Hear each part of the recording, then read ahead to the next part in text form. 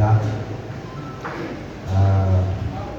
yang hari ini hadir, mengundang teman-teman yang berprofesi sebagai eksternal atau debt collector di berbagai perusahaan pembiayaan yang ada di Kota Makassar.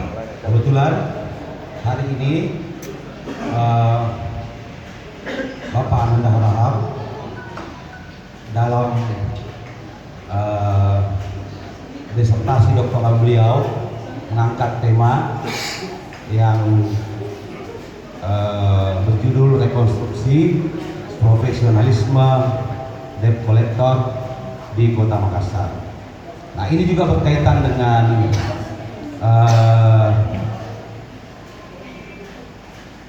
kehadiran Bapak Haji Andi Ustara yang juga beliau di Komisi 11 DPR itu membidangi perbankan, yaitu Bank Indonesia, BPK, BPKP, kemudian OJK, yang tentu berkorelasi dengan apa yang akan disampaikan oleh Bapak Ananda Harahap. Untuk itu, teman-teman mungkin yang berprofesi sebagai debt collector dalam prakteknya sering terkendala soal payung hukum. Payung hukum apa yang menaungi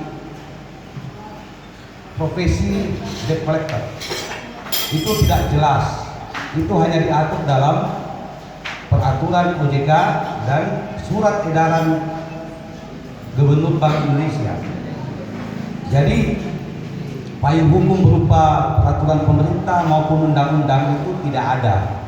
Nah, inilah yang akan didiskusikan bersama beliau yang hadir di sini untuk sebagai bahan aspirasi yang mungkin ke depan teman-teman yang berprofesi sebagai debt collector ini merasa tidak selalu dirugikan dan dikorbankan.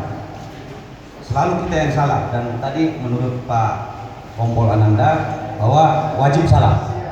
Nah, untuk itu, untuk mempercepat diskusi ini, kita persilahkan dulu dari mana ya Pak? Dari sisi regulasi dulu ya, mungkin beliau dari DPR RI.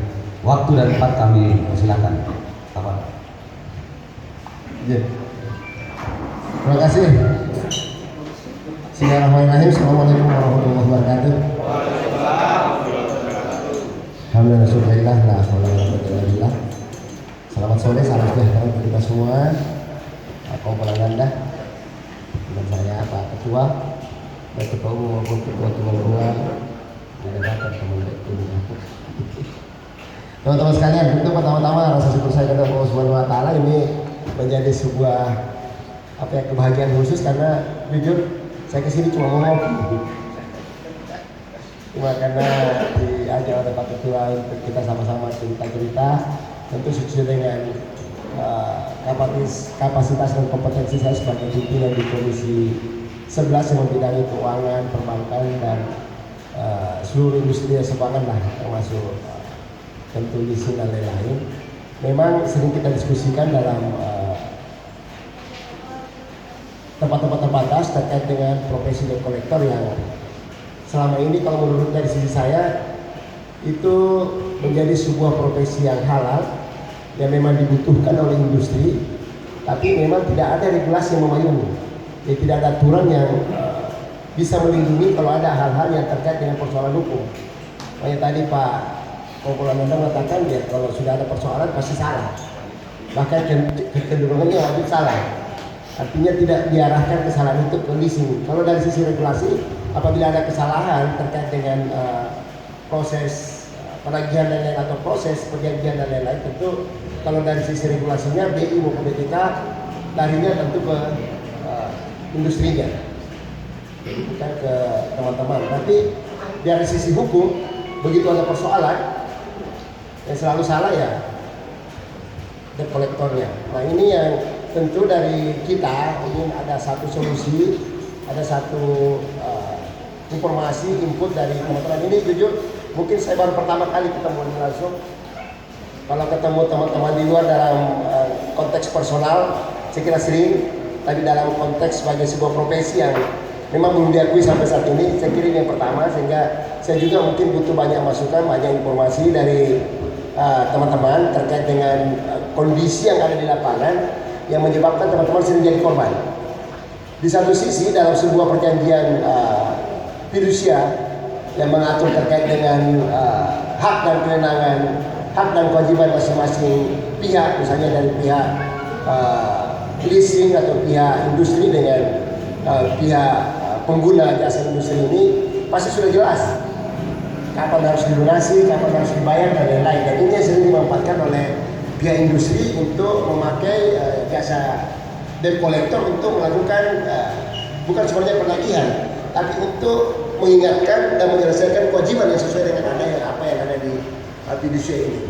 Ini yang saya belum tahu karena di sisi petugas hukum terutama, apabila ada langkah-langkah yang diambil untuk mengamankan aset dari pihak industri, itu kadang-kadang dianggap sebagai sebuah kesalahan. Misalnya kalau kita lihat yang jadi jaminan misalnya tanah, itu masih ada proses lah. Tapi kalau yang jadi jaminan kendaraan, yang motor, yang mobil dan lain-lain, itu kan buat industri itu lebih mudah karena memang lebih menjamin, dan itulah yang menyebabkan mereka sering memanfaatkan teman-teman. Kalau dari sisi kita melihat bahwa fidusia atau perjanjian itu harusnya itu bisa dilakukan. Artinya yang namanya saya sebagai pemilik modal, kemudian Anda sudah menjanjikan saya kalau saya tidak bayar ini, kemudian saya minta teman untuk membantu karena ini ada pernyataan secara tertulis bahwa saya tidak selesaikan sampai bulan sekian, ini jaminannya. Kalau kita jaminan kan berarti kalau tidak dipenuhi ini penanggung. Ini yang saya belum lihat karena memang saya tidak terlalu dalam persoalan itu. Kenapa kalau misalnya pemilik ini sebagai industri yang punya modal sebagai pemilik aset, kemudian disalahkan apabila menggugat atau mengajukan langkah sesuai dengan apa yang diatur dalam perjanjian itu. Karena kalau perjanjiannya saya mau bayar sekian per bulan selama sekian bulan, ini jaminan itu. Artinya begitu ini lewat, maka ini menjadi tanggungan yang seharusnya memang bisa ditarik oleh pemilik modal atau industri jasa keuangan karena saya di komisi sebelah. Tapi dari pihak penegak hukum, saya belum melihat celahnya. Sekali lagi saya belum melihat celahnya karena saya tidak terlalu ada persoalan hukum. Kenapa kalau misalnya industri ini mau mengambil langkah itu tidak diizinkan?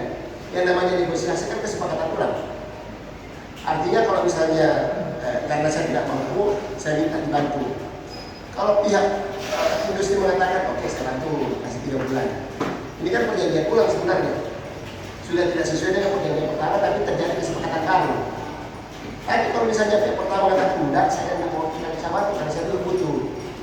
Apa yang terjadi ini juga yang barangkali kita tidak diskusikan dengan Pak Ananda, karena tentu saya dari sisi pembuat undang-undang, kalau misalnya memang ini regulasi yang harus dibuat, aturan yang harus dibuat, ya mari kita bincang sama-sama.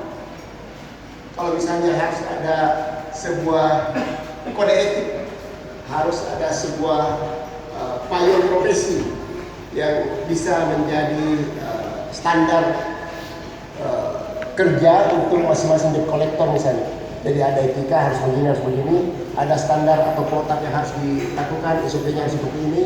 Sepanjang itu sudah dilakukan, kemudian nanti misalnya mengambil tindakan terakhir, harusnya tidak ada apa-apa dong.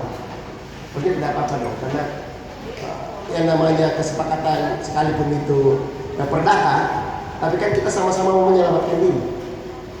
Kalau bahasanya dulu salah seorang direktur bank, kalau misalnya saya kasih pinjam kemudian ada masalah, tentu saya harus menyelamatkan diri saya dulu.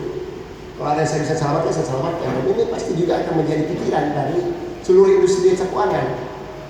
Karena mereka kan bisa hidupnya dari mengeluarkan atau mengelola dananya. Kalau semua misalnya tiba-tiba mengatakan bahwa saya tidak mampu, saya tidak bisa. Padahal kan dari sisi kelayakan ada jaminan, ada pengamanan. Pemerintah pun kalau misalnya memberikan sesuatu pinjaman, tentu dalam tanda kutip, pasti ada jaminan. Dan begitu jaminan itu proses pengalihan pengembalian itu tidak lancar, pasti jaminan itu menjadi target terakhir. Ya, salah satu misalnya yang banyak kita dengar BLBI misalnya, Bantuan Likuiditas Bank Indonesia. Dan tidak ada yang menghalangi ketika pemerintah mengatakan ini saya harus ambil. Karena Anda sudah selesai perjanjiannya dengan saya. Anda tidak bisa menyelesaikan apa yang menjadi kewajiban saudara. Jadi harus diambil. Nah kalau misalnya pemerintah mengambil itu, terus dari sisi hukum, apa ada yang dilanggar? Tidak juga. Saya belum pernah melihat ada oknum maupun unsur pemerintah yang dipersalahkan karena mengambil alih aset yang memang sudah dijaminkan oleh pihak-pihak tertentu pada pemerintah ketika perjanjian antara pemerintah dengan pihak ketiga itu kemudian tidak terpenuhi atau ada yang dilanggar. Nah ini yang saya kira diskusinya menjadi menarik karena saya dari sisi kemanusiaan melihat kesalahan itu selalu sama debt collector-nya. Persoalan ada langkah-langkah yang dianggap menjadi persoalan pidana di lapangan itu persoalan lain. Tapi ketika langkah-langkah itu adalah untuk mengamankan pemilik modal, saya kira harusnya tidak ada persoalan. Masa saya kasih pinjam kok 1 tahun, 2 tahun sudah enak-enak begitu saya butuh malah saya salah. Ini kan jadi persoalan. Nah, saya kira itu saya melihat dari sisi wakil, karena saya wakil dari. Jadi, tapi kalau misalnya itu kita mau perdalam dalam bentuk regulasi, mari kita diskusikan.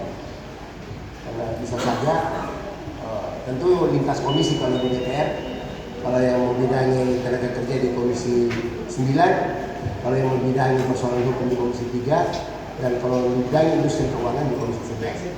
Jadi ini lintas komisi, tapi dari sisi profesi saya kira yang kita perkuat.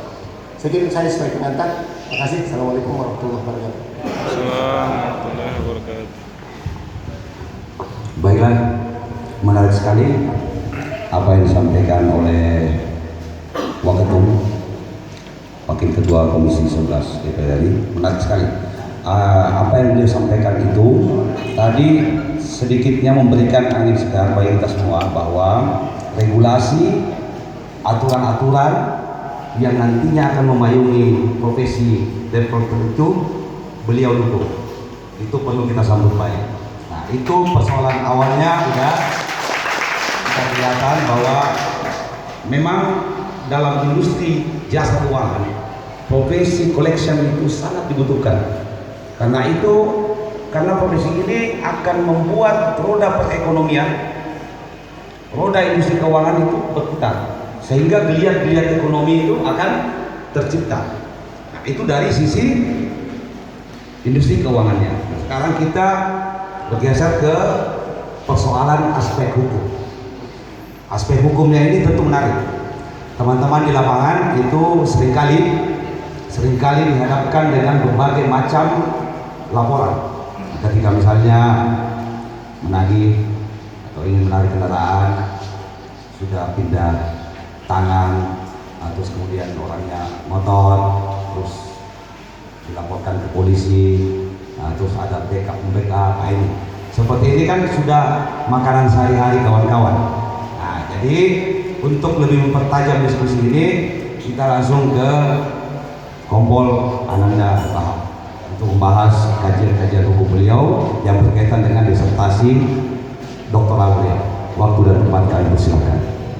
Terima kasih.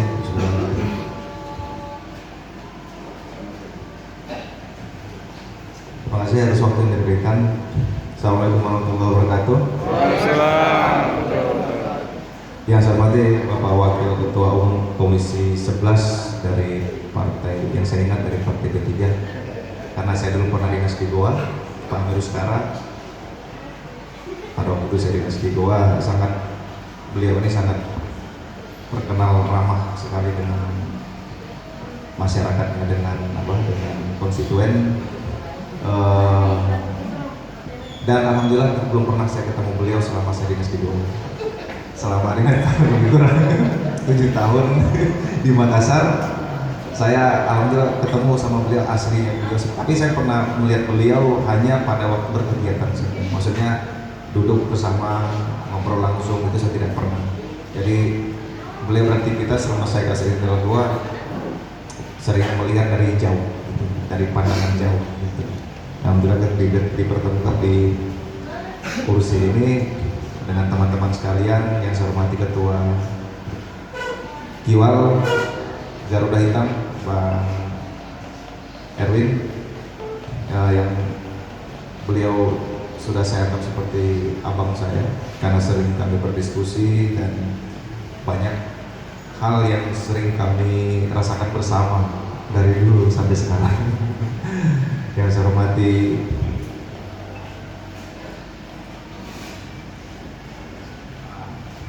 di bidang investigasi, kalau saya catat di handphone saya namanya beliau Gunawan, tapi biasa dipanggil Deng Sewang ya.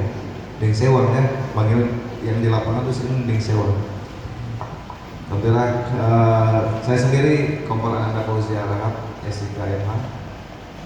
Dulu saya sebagai Kasar Intel Kapolrestabes Makassar, sekarang menjadi tenaga pendidik di SPN Batuan dari Madya 5 SPN Batuan, dan alhamdulillah nanti bulan Maret saya dapat rezeki untuk melanjutkan pendidikan di SESPIM di Lembang bulan Maret ini.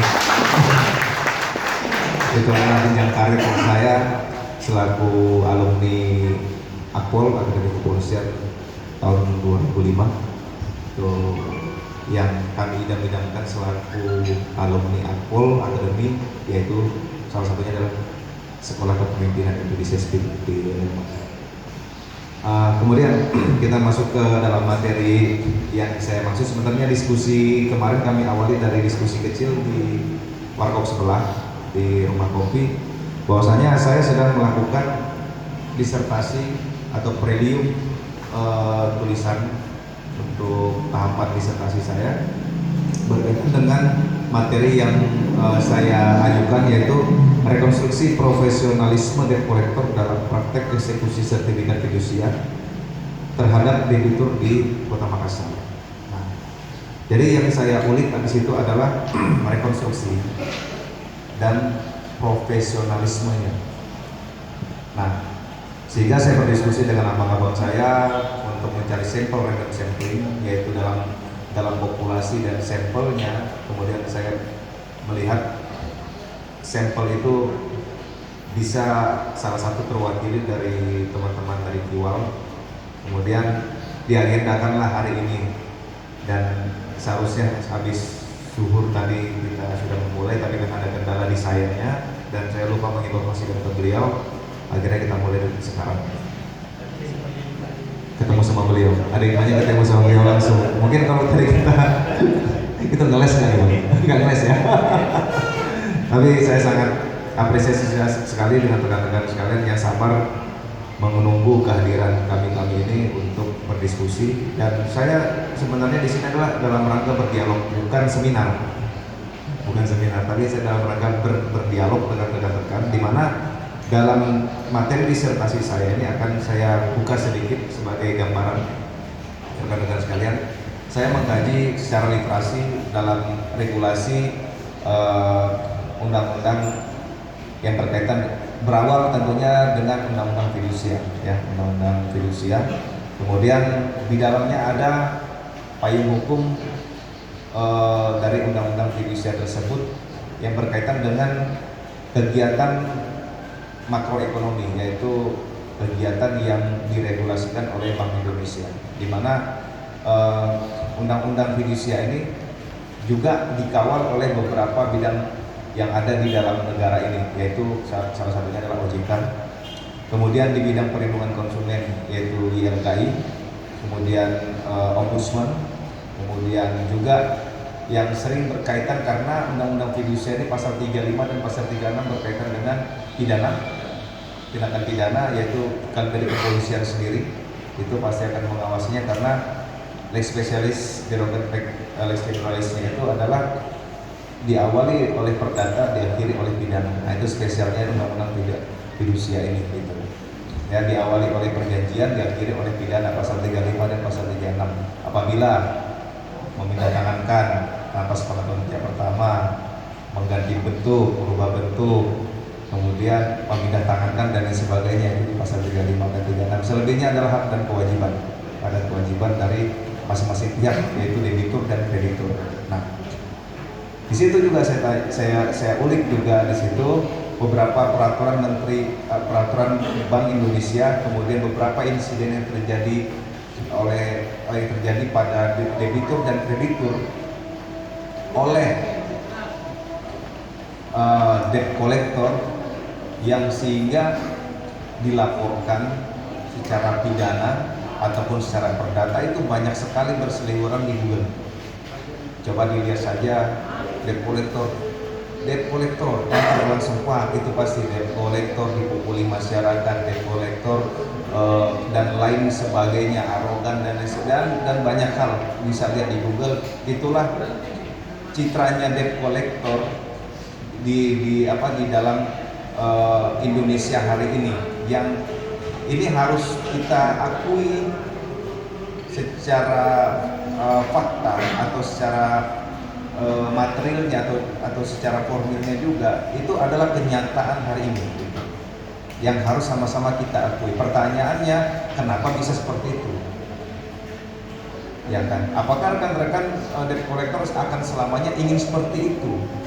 Yang dianggap sebuah profesi debt collector seolah dibutuhkan,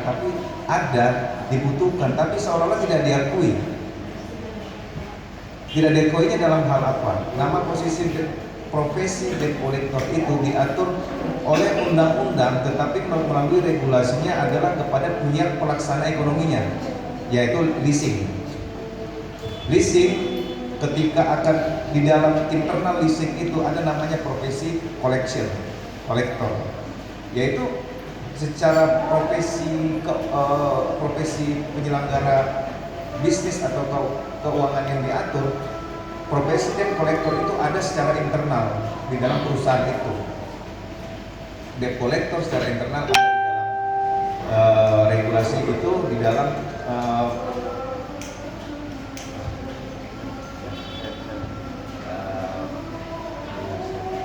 mungkin saya stop dulu ya. Azan.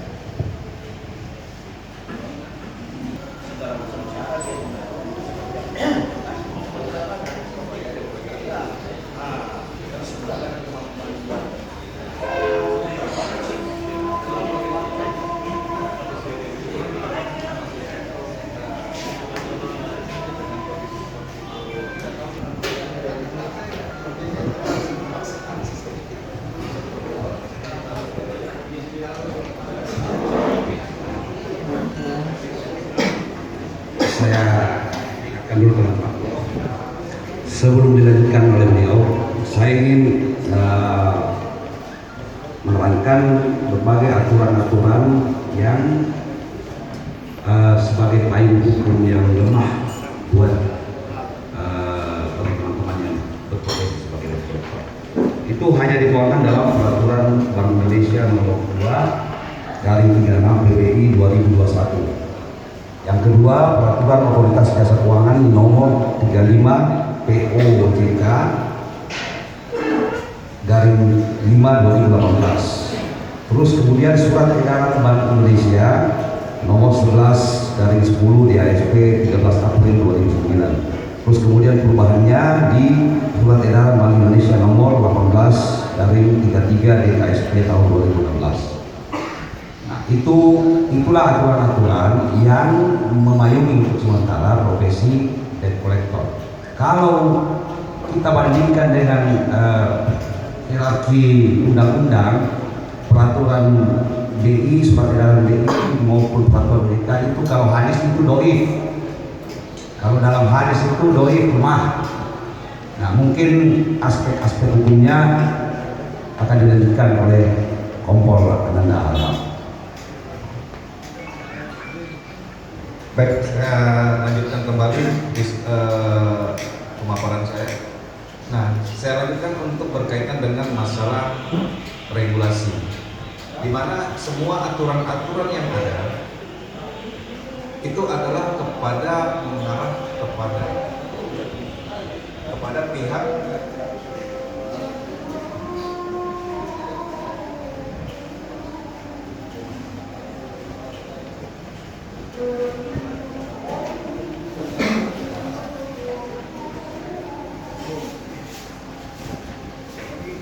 peraturan-peraturan tersebut adalah mengarah kepada pihak penyelenggara ekonomi tersebut, keuangan tersebut, yaitu pihak leasing dan terutama pihak leasing, di mana aturan Bank Indonesia itu mengatur bahwasanya pihak leasing ataupun pihak pertama diperbolehkan oleh Bank Indonesia untuk melakukan pihak ketiga ataupun bekerja sama dengan pihak ketiga ketika dalam melaksanakan hak eksekutorial ataupun partai eksekutorial pada saat melakukan penagihan.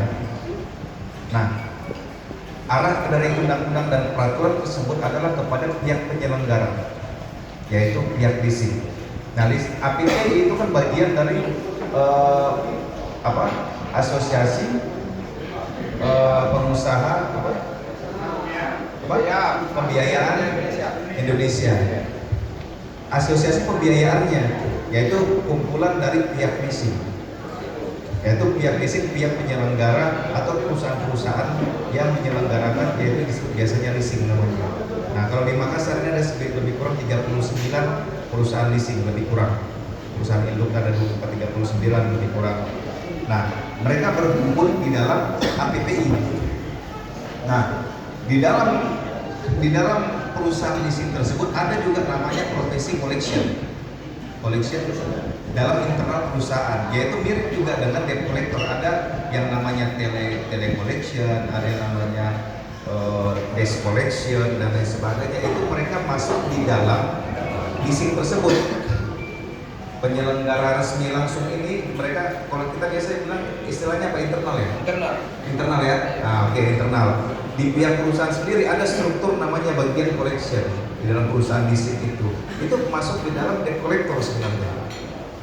Nah, aturan itu mengatur kepada pihak perusahaan leasing tersebut, aturan BI, aturan yang mengenai tentang masalah debt collector itu mengatur kepada pihak leasing, sehingga dimunculkan bagaimana cara aturan atau dari peraturan OJK bagaimana cara menagih, aturan ataupun SOP mengatur bagaimana cara menagih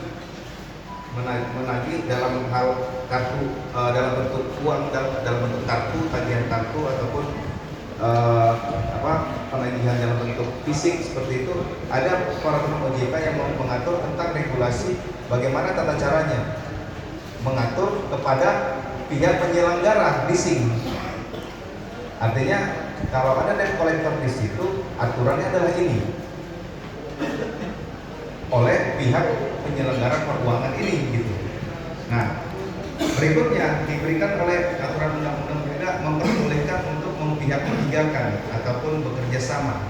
Ada aturan regulasi seperti itu, yaitulah yang dikenal kawan-kawan yang namanya eksternal debt collector. Aturan itu adalah disebutkan bahwasanya yang boleh diajak kerjasama yang pertama memiliki perusahaan atau badan hukum. Pada kenyataannya rekan-rekan di lapangan, saya survei berapa banyakkah perusahaan debt collector resmi profesional yang memiliki badan hukum. Boleh dicari nanti survei. Mungkin yang salah satunya punya badan hukum dari jual hitam. Saya sudah lihat kemarin, gitu kan. Tapi yang lainnya bagaimana? Ada juga yang personal, yang itu tidak diatur dalam undang-undang, tapi itu pada kenyataannya dilaksanakan. Misalnya beliau punya sertifikat SPPI, ya kan? Mungkin dulu pernah di orang internal, kemudian keluar tapi sertifikatnya masih berlaku. Akhirnya dia dijadikan pihak eksternal, karena sudah tidak di dalam internal lagi, eksternal. Kemudian diberikan kerjasama antara perusahaan dengan perorangan. Tetapi di dalam regulasi undang-undang itu yang disebutkan adalah perusahaan berbadan hukum, satu. Yang kedua, personalnya memiliki sertifikat SPPI yang direkomendasikan oleh OJK melalui SPPI dan APPI. Regulasinya ketika akan melakukan sertifikasi SPPI harus pengajuan dari pihak leasing. Pihak penyelenggara keuangan itu kayak kawan-kawan ini bekerja sama dengan siapa, diambil namanya masuk ke dalam pihak leasing itu akan memberikan nama-namanya kepada APPI dan itu kemudian disertifikasi melalui penyelenggara keuangan yang pihak leasing itu sehingga keluarlah sertifikat itu.